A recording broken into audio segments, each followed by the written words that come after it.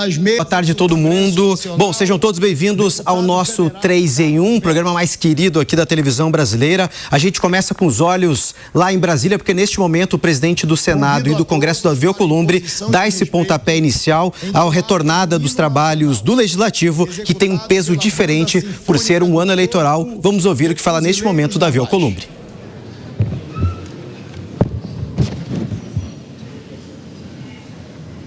Vamos ouvir a execução do Hino Nacional Brasileiro. Todos os presentes estão de pé em posição de respeito. O hino será executado pela Banda Sinfônica do Corpo dos Fuzileiros Navais.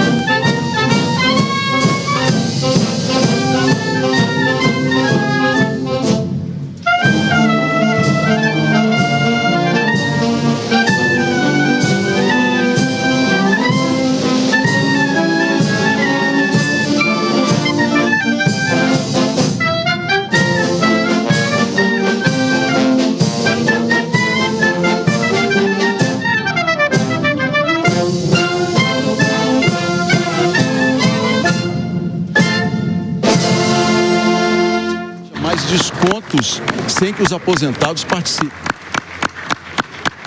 Letra de Joaquim Osório Duque Estrada e foi executado pela Banda dos Fuzileiros Navais. Você acompanha a sessão solene do Congresso Nacional. Vamos ouvir o senador Davi Alcolumbre, ele que é presidente do Senado e do Congresso Nacional. A sessão solene marca a inauguração dos trabalhos legislativos de 2026. Das autoridades presentes nesta sessão do Congresso Nacional, encarregados de negócios e representantes diplomáticos dos seguintes países: Alemanha, Áustria, Bulgária, El Salvador, Guiné-Bissau, Irã, Jordânia, Palestina, Reino Unido, República Dominicana e Venezuela. Também a presença dos seguintes ministros de Estado: senhor ministro de Estado do Turismo, Gustavo Feliciano; senhora ministra de Estado da Secretaria de Relações Institucionais e deputada federal Gleisi Hoffmann; representando o Procurador-Geral da República, o senhor Paulo Gonet Branco, o senhor Subprocurador-Geral da República, Antônio Edílio Magalhães Teixeira; senhor Defensor Público-Geral Federal, Marco Antônio Padres Barbosa; representando o presidente do Tribunal de Contas da União e vice-presidente do Tribunal de Contas da União, Sua Excelência, o ministro Jorge Oliveira; representando o ministro de Estado de Trabalho e Emprego, o chefe da Assessoria Especial de Assuntos Parlamentares, Luiz Carlos da Silva; representando o Ministério do Desenvolvimento, Assistência Social, Família e Combate à Fome, o coordenador-geral da assessoria, Carlos Décimo; representando o ministro de Estado dos Direitos Humanos e Cidadania, o chefe da Assessoria Especial de Assuntos Parlamentares, Pedro Augusto Domingues Miranda Brandão. Neste momento, me permitam, Vossas Excelências, parlamentares, convidados, congressistas, autoridades, se Vossas Excelências assim o desejarem, nós temos muitas poltronas do Parlamento que podem ser ocupadas por Vossas Excelências. Para dar mais comodidade, todos estão convidados a ocuparem as cadeiras do plenário da Câmara dos Deputados, da Casa do Povo, para melhor comodidade nesta sessão solene. Neste momento, convido o senhor ministro de Estado-chefe da Casa Civil da Presidência da República, ministro Rui Costa, para proceder à entrega da mensagem do Poder Executivo ao Congresso Nacional.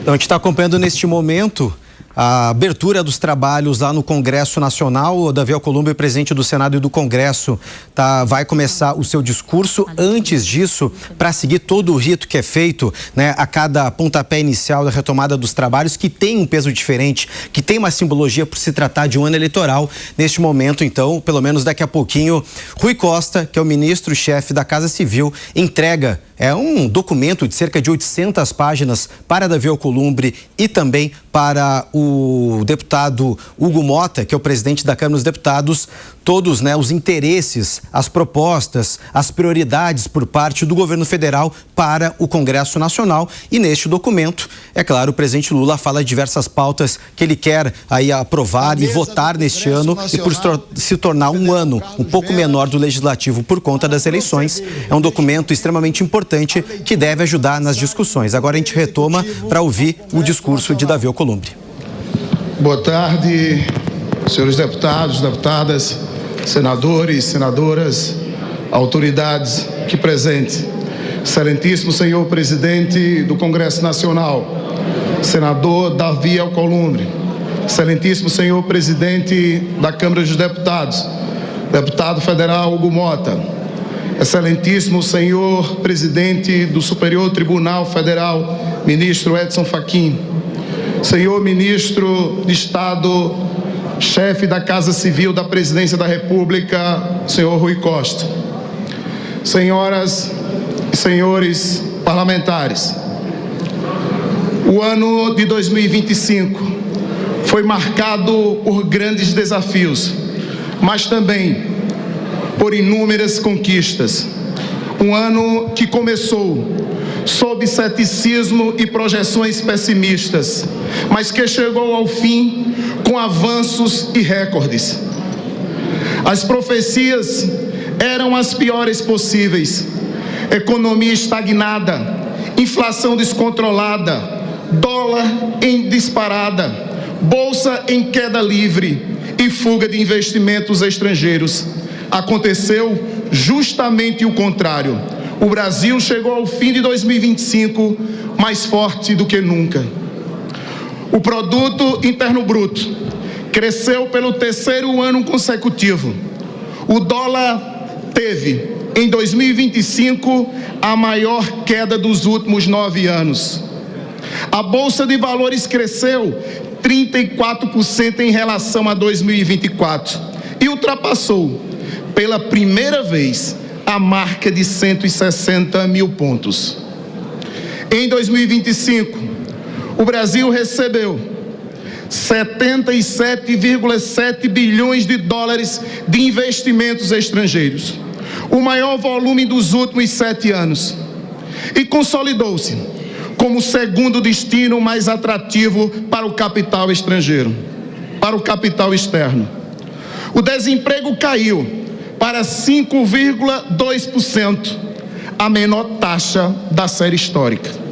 A renda média da classe trabalhadora subiu para R$ 3.574, a maior já registrada. fechamos 2025 com uma inflação de 4,26%, a menor em 7 anos.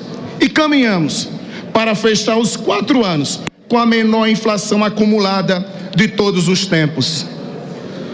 Graças ao crescimento da economia, ao aumento real do salário mínimo, a inflação em queda e a maior oferta de empregos, 2 milhões de famílias deixaram Bolsa Família porque ampliaram a sua renda. Quando assumimos novamente a presidência da República, em 2023, encontramos 33 milhões de brasileiras e brasileiros em situação de insegurança alimentar, suplicando por ossos em portas de açougues. Disseram que era impossível, mas em 2025 retiramos pela segunda vez o Brasil do mapa da fome. A pobreza e a desigualdade de renda são as menores já registradas. Em apenas 2 anos, 17,4 milhões de pessoas saíram da pobreza, em uma das maiores ascensões sociais da história recente. A classe C, formada por famílias que atendem às necessidades básicas e têm algum poder de consumo, já representam 61% da população. O Brasil caminha para se tornar um país de classe média. Depois de 25 anos de intensas negociações, sempre sob a liderança do Brasil, podemos finalmente celebrar o acordo Mercosul-União Europeia. O novo bloco detém 1/4 do PIB mundial e reúne uma população de 720 milhões de consumidores. Tenho certeza de que o Congresso Nacional não medirá esforços para, no menor prazo possível, internalizar este acordo. O acordo Mercosul-União Europeia abre um novo ciclo de oportunidades para as empresas brasileiras, fortalece a competitividade no Brasil, amplia as exportações e atrai investimentos de forma sustentável. Em 2025, enfrentamos o desafio do tarifaço imposto pelo governo dos Estados Unidos da América. Nossa reação foi imediata. Criamos o Plano Brasil Soberano para socorrer empresas e preservar empregos. Intensificamos a busca por novas parcerias comerciais e chegamos ao fim do ano com 521 novos mercados abertos às novas exportações. Com altivez e muito diálogo, reabrimos as portas do mercado norte-americano aos produtos brasileiros. Mesmo com o tarifaço, as exportações brasileiras atingiram em 2025 a marca de 348,7 bilhões de dólares, um recorde em 3 anos.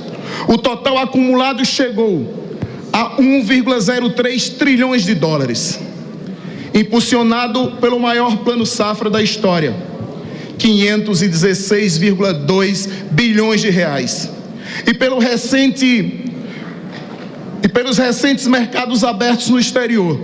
O agronegócio brasileiro bateu um novo recorde. O setor fechou em 2025 com exportações de 169 bilhões de dólares e superávit de 149,07 bilhões de dólares. A safra de grãos bateu um novo recorde, 346,1 milhões de toneladas. Entre 2023 e 2025, a produção de cereais, leguminosas e oleaginosas somou 954,2 milhões de toneladas. Ao mesmo tempo em que reafirmamos nossa posição entre os maiores produtores de alimentos do planeta, avançamos também no processo de reindustrialização do Brasil. O ano de 2025 foi marcado pela retomada dos investimentos na indústria, na inovação e na geração de empregos. em apenas 2 anos. A Nova Indústria Brasil investiu 588,4 bilhões de reais na modernização do parque industrial brasileiro. Com a renovação de máquinas e equipamentos, a introdução de novas tecnologias e o aumento produtivo e da competitividade da indústria. A ciência também voltou a ser um dos eixos de desenvolvimento nacional. E isso graças a investimentos recordes em pesquisas estratégicas, infraestrutura de ponta, inovação, formação de capital humano qualificado e transição para uma economia mais verde, digital e competitiva. Estamos avançando na construção da nossa soberania tecnológica e no uso da inteligência artificial, levando em conta os interesses nacionais e o combate às desigualdades. O Plano Brasileiro de Inteligência Artificial investe na aplicação de IA em áreas estratégicas, como saúde, educação, governo digital e segurança de dados. Investe também no desenvolvimento do modelo brasileiro de linguagem, treinado em português, o Soberania. Aproximamos a produção científica das demandas da sociedade e do setor produtivo nacional. Os investimentos já se traduzem em soluções concretas. O ônibus elétrico, 100% nacional, com tecnologia limpa e inovadora. O coquetel enzimático, que se amplia a produção de etanol e a partir de resíduos agrícolas e testes moleculares nacional de recorrência do câncer de mama, que combina genomônica e inteligência artificial, entre outros avanços.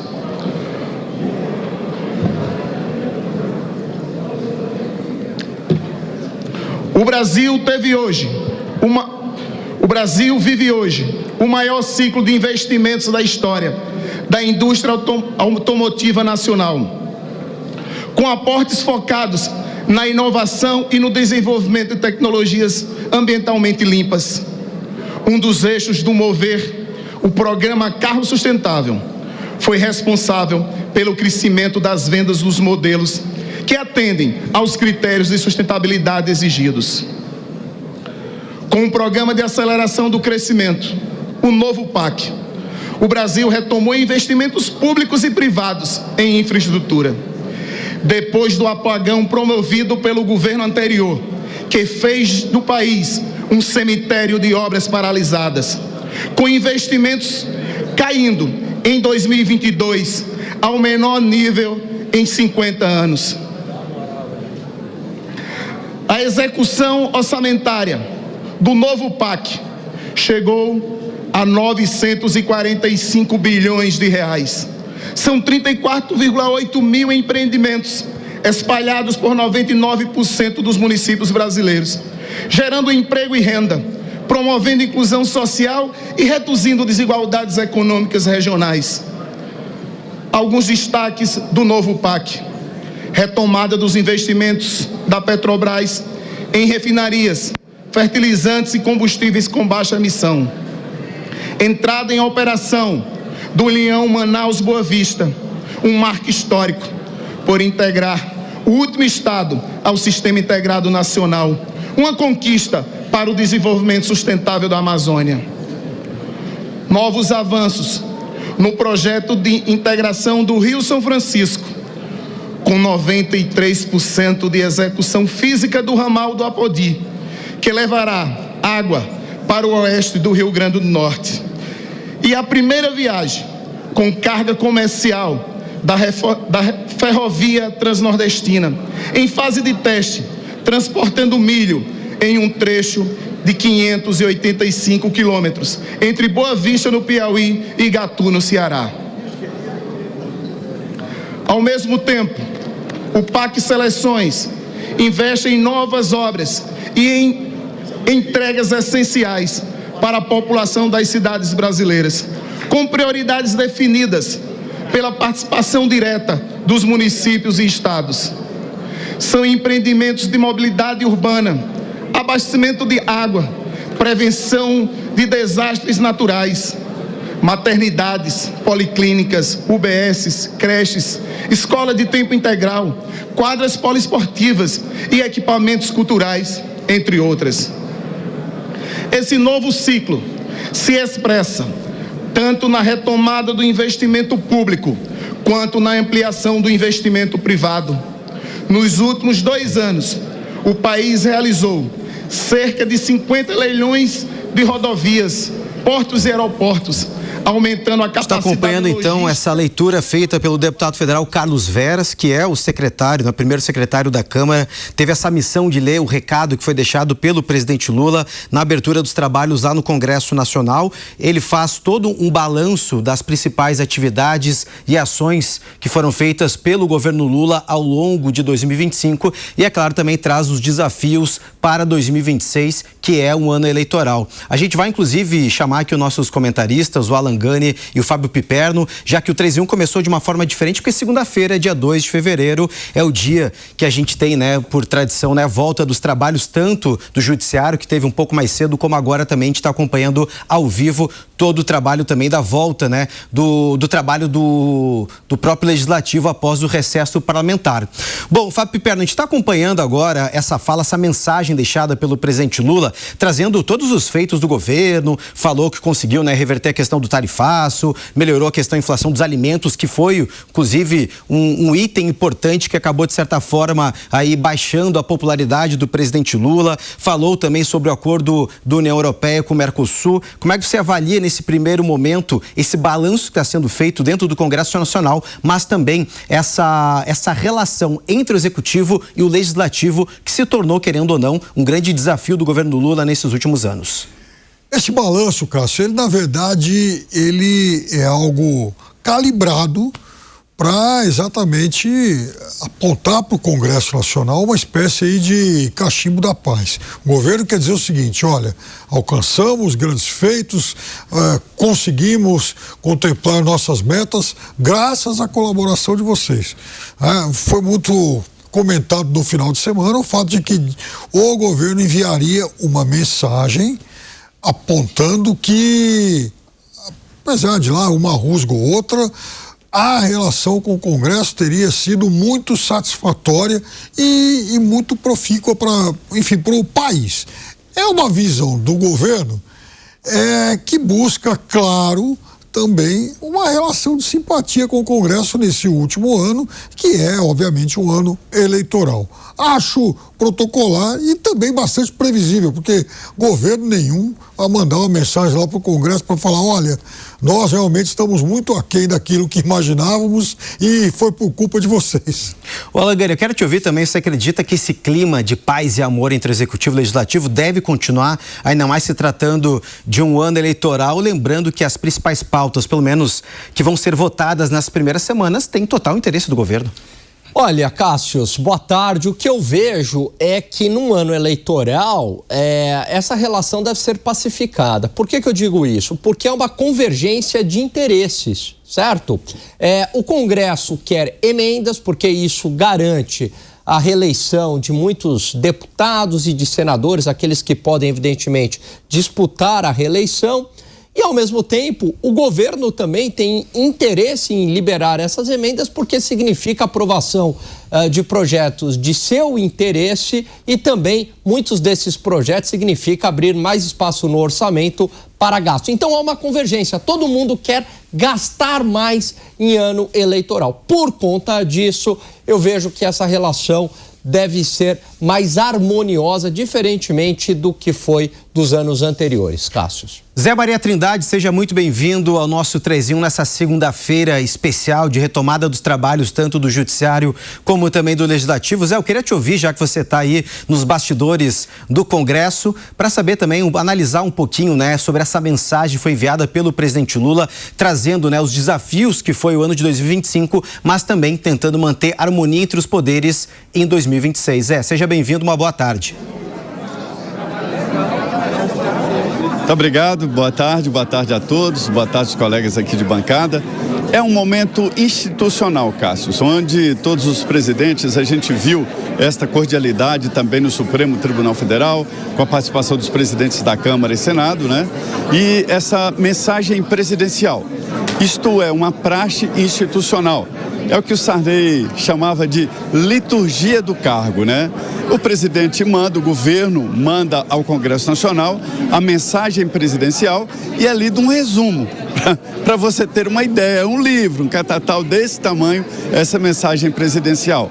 E o lido pelo primeiro secretário do Congresso Nacional, que é o primeiro secretário da Câmara, é uma leitura de resumo. E ali estão institucionalmente o que o Executivo espera do Legislativo.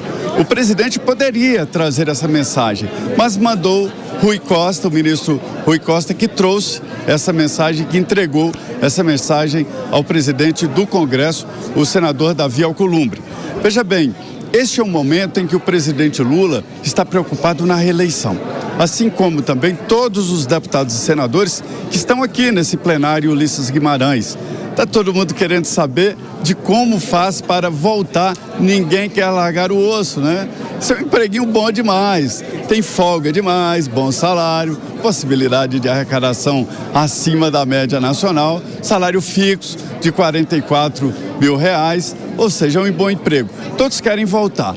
Pois bem, essa mensagem traduz institucionalmente o que o governo quer do Congresso. Agora, a política é diferente. É um momento em que o governo, o presidente Lula, está tentando dividir os partidos. Já descobriu que não leva no atacado e vai tentar ali no 1 a 1, né? Ou seja, dividir os partidos. Trazer o partido pelo presidente seria mais lucrativo, mas não consegue. E mais, o Congresso está esvaziado, não tem grandes pautas, não tem grandes debates. E este ano eleitoral, a previsão é de funcionamento do primeiro trimestre. Mas olha, Cássio, eu acho natural. É bom deixar mesmo os deputados irem à base, enfrentar lá, olho no olho o eleitor, né?